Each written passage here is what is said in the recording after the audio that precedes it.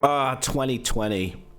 2020 can get in the bin. We've had COVID-19, which is a global pandemic that shut the world down, leading to global economic crisis. I feel like we're not even done with 2020. And lo and behold, to make things even worse, Chris D'Elia is apparently a nonce.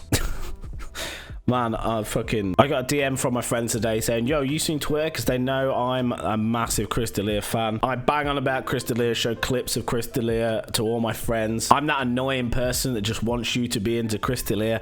But not anymore, ladies and gentlemen. Chris D'Elia looks as if he has been grooming young girls. To say, bro, I don't even know what to say. I was so annoyed. I can't trust anybody. I've been asking my friends, yo, are you a nonce now? I can't trust anybody. Nah, my friends are good people. I choose my friends well. But no, seriously, I am so disappointed and shocked in this news that came out. Is it hard evidence? I don't know.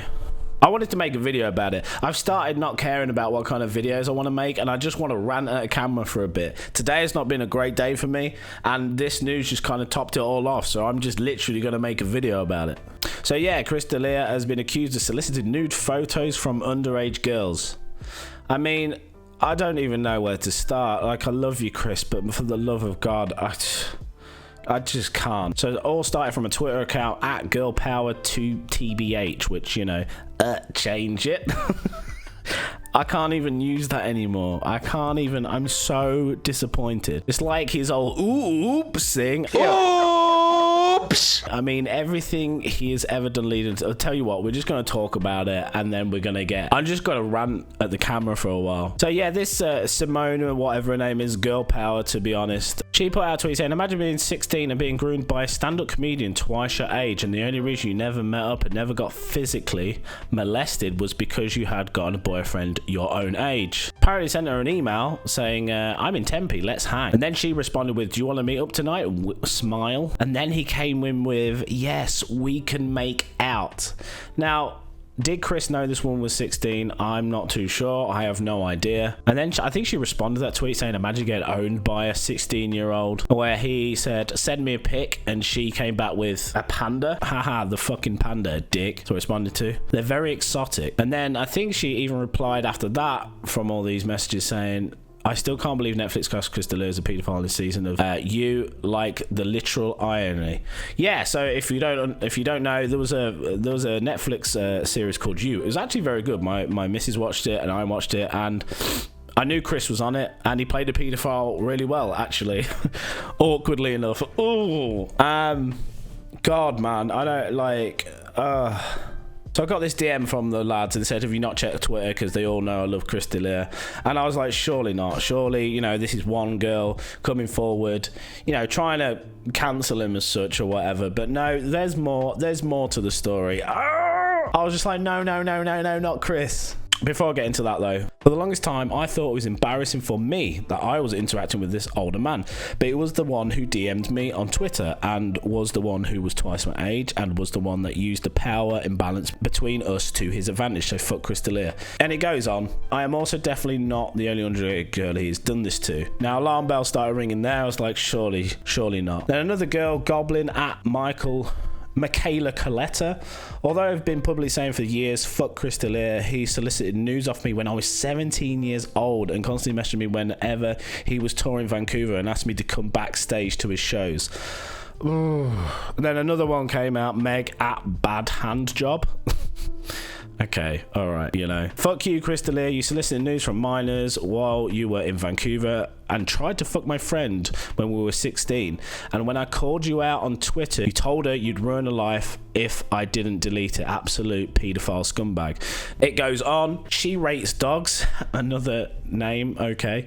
Jeez, this one includes blackmail. Oh my god, like 6 years ago, Chris D'Elia tried to fly a girl I worked with from Canada to LA to stay with him and hook up. She was 18, so not underage, but he used her news to blackmail her when she said she didn't want to go. So far, it's looking horrible horribly bad for Chris. Another one, he's trash. He put me on the list at a venue to see him perform and casually said I could meet up with him in his car behind a building to suck his dick.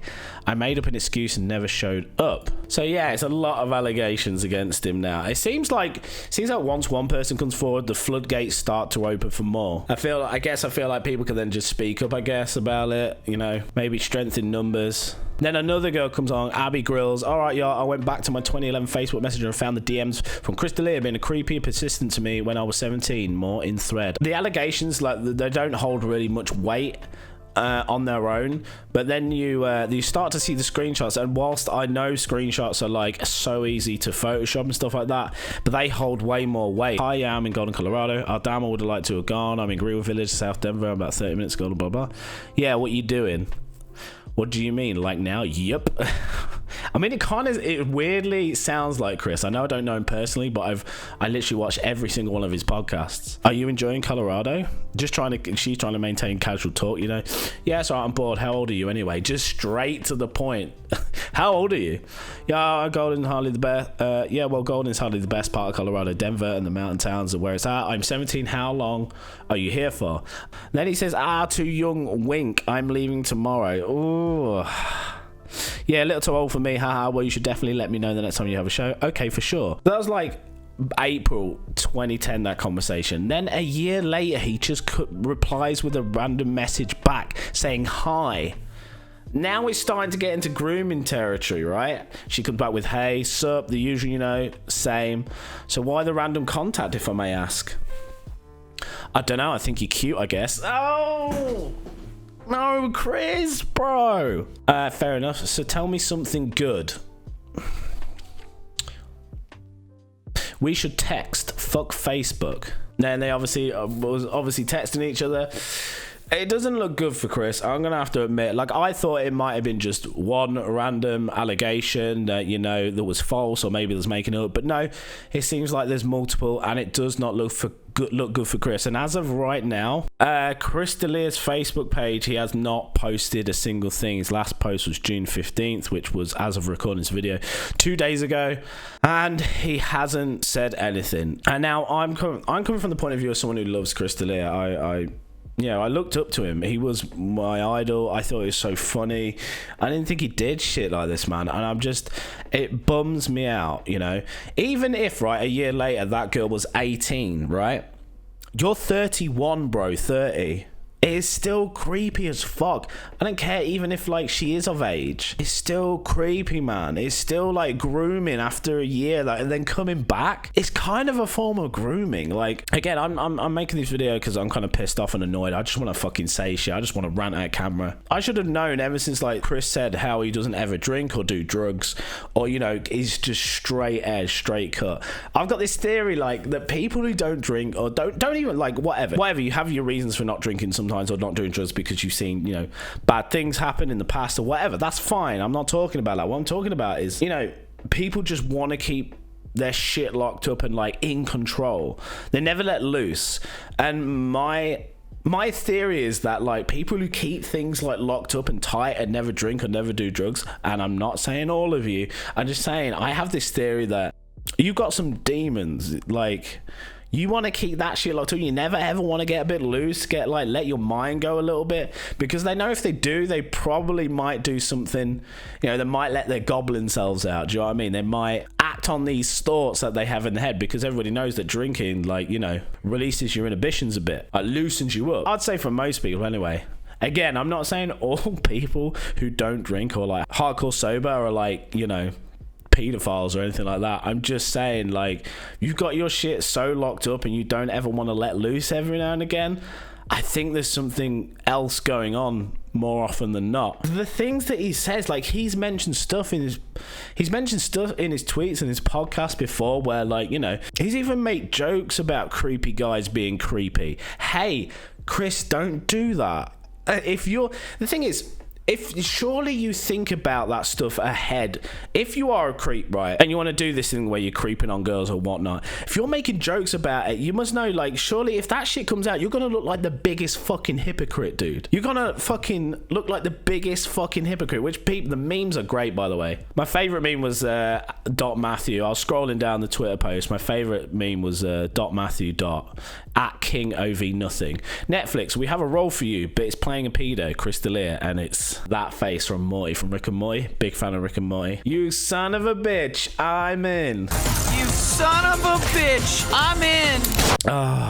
I mean, the memes cheer me up, guys, but you can't take the piss and joke about being a creepy guy, but then be a creepy guy yourself. I don't. What is wrong with these, like, people? Surely you think ahead.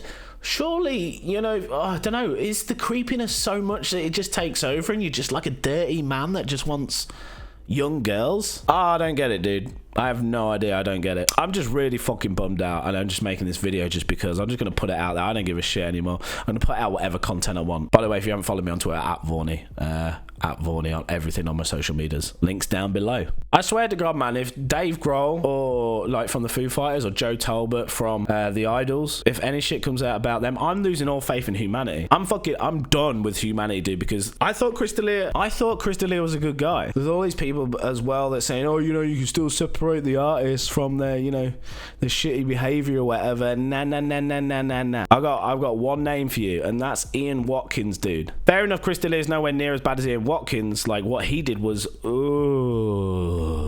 I love Lost Prophets, and now I can't listen to any of their songs. Never again can I listen to any of the Lost Prophet songs because it's tainted now. The water's tainted. It's stained. And I can't listen. I just don't like your music anymore. So I very much tie the artist with their behavior. In fact, sometimes that's what makes me like the art. If you're a good guy and your art's good as well, like, it makes me love you even more. If you're a shitty person and done genuinely bad, shitty, harsh things, then I'm sorry, I'm not going to support you as an artist. You know, I can't support Chris D'Elia as an artist if this all comes out of true, which it doesn't look good at all. I'm just talking into a microphone. This is just one dude's opinion. I'm going to be very interested to see what Chris D'Elia says. I mean, innocent until proven guilty, I guess, but this isn't looking good, dude.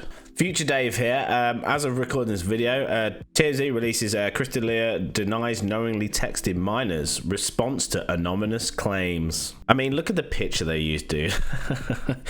They get you at your worst. Again, I don't know how credible TMZ is, but apparently this is what Chris said in a nutshell. I know I have said and done things that might have offended people during my career, but I have never knowingly pursued any underage woman at any point. Chris goes on to say, all of my relationships have been both legal and consensual, and I have never met or exchanged any inappropriate photos with the people who have tweeted about me. He finishes by saying, that being said, I am really truly sorry. I was a dumb guy who absolutely let myself get caught up within my lifestyle. That's my fault. I own it. I've been reflecting on this for some time now, and I promise I will continue to do better. It's kind of a flimsy statement. All his relations have been legal, whatever. I didn't pursue it, but at the same time, I'm sorry. It kind of feels like, yeah, I did it / didn't do it, but I'm still sorry. I don't think it really helps his case. I haven't really changed my opinion or stance yet. I'll be interested to see if he says anything about it on his future podcasts.